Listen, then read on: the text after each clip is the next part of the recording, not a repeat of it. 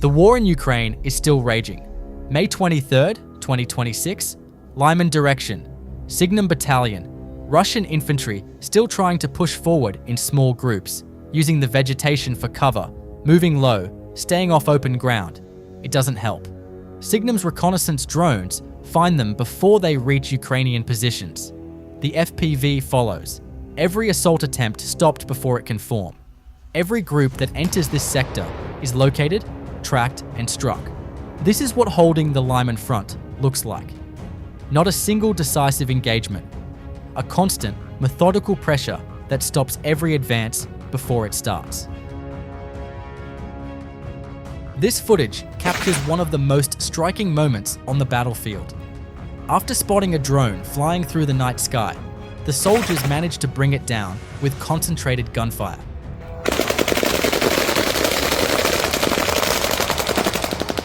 It also shows that improvised methods like this can still work on the battlefield when it comes to bringing down drones.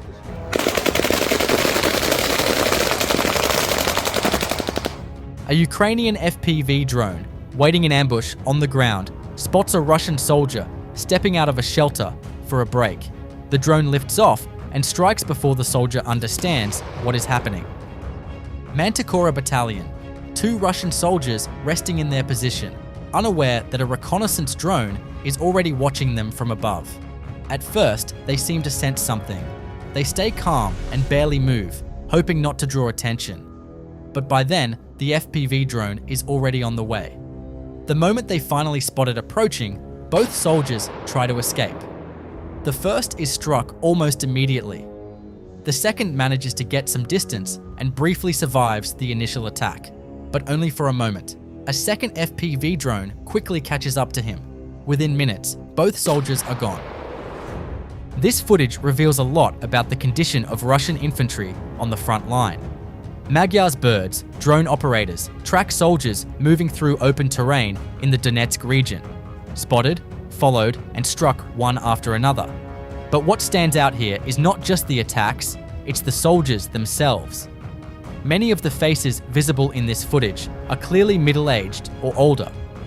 These are the men now appearing on the front line in 2026. When soldiers this age are regularly seen on the battlefield, what does that say about the state of Russia's manpower reserves? A Russian soldier on a motorcycle speeds across the front, unaware of the reconnaissance drone tracking him from above. The 110th UAS unit sends an FPV drone to intercept. The drone strikes the motorcycle. It bursts into flames instantly. The soldier doesn't get away. The soldier targeted by the drone did not even have time to react before the drone suddenly descended on him from above. A Ukrainian drone operator was conducting a routine reconnaissance flight in southern Donetsk when he spotted a Russian soldier resting beneath a tree. As the drone moved closer, it became clear that this soldier too was already quite old. The outcome was inevitable. He did not escape the strike. Are these soldiers regular soldiers, or are they contract volunteers? This time, the targets were 2 Russian soldiers, completely unaware they were being watched from above. While trying to move past Ukrainian defensive positions in the Pokrovsk region, they were spotted by reconnaissance drones from Ukraine's 110th UAS unit. The lead soldier was cutting through wire obstacles when an FPV drone suddenly struck. The second soldier tried to escape across the open terrain, but with nowhere to hide and no cover available, another FPV drone quickly reached him as well. Russian soldiers choosing unusual hiding spots, pressed into corners, crouched in places that offer almost nothing. Others wandering through open terrain with no clear direction, no coordination, no awareness of what's watching from above. Heights Predators Unit. One by one, each soldier found, each one struck. Are Russian soldiers being sent to the front with any training at all? Or just a weapon and a direction? A Ukrainian unmanned ground vehicle from the 25th Airborne Brigade was moving along a road when a Russian ambush FPV drone attacked. The Ukrainian operator made a quick evasive maneuver. The drone missed. All of these moments serve as proof that the front lines have turned into a battlefield for unmanned aerial vehicles. There is no truly safe place to sleep on this front anymore. An FPV drone conducting reconnaissance spots a Russian soldier sleeping among the bushes and immediately marks him as a target. Oleshky, Kherson Oblast, May 23rd. Ukraine's first unmanned systems center, targeting a Russian UAV command post. Watch what happens to the building. Strike after strike. The structure doesn't just take damage, it collapses. The walls come down. Whatever was inside, operators, equipment, infrastructure, all of it gone. Russian forces had converted this building into a fortified position, a UAV command hub operating from inside a civilian structure. It no longer exists. A building used by Russian forces as a hybrid drone operations base was leveled by Ukrainian drones in Oleshky, Kherson Oblast. Reconnaissance and strike drones were both launched from the same location, with operators running missions against Ukrainian positions in the Kherson region from inside. Ukrainian FPV drones arrived as a large resupply was underway. Fuel, equipment, and fresh operators all arriving at the same time. Strike after strike, relentless. What's striking is how completely exposed this facility was. No counter-drone protection, no air defense coverage, nothing. A base dedicated to drone operations, with no defense against drones. The operators who ran those missions from that building are no longer running any missions. A drone command base with no defense against drones. Strange, isn't it? Ukraine's 5th Assault Brigade, Sting Interceptor drones in action. 9 Russian Shahed drones intercepted during a single operation. Watch these engagements carefully. The Sting drones close in on the Shaheds mid-flight, striking them one after another with precise aerial intercepts. For Russian forces, Shaheds are designed to overwhelm defenses through sheer numbers. For Ukrainian interceptor crews, each one is simply another target in the sky. 9 Shaheds were heading somewhere. None of them arrived. When low-cost interceptor drones can stop Shaheds in waves like this, is drone-on-drone warfare becoming the future of air defense?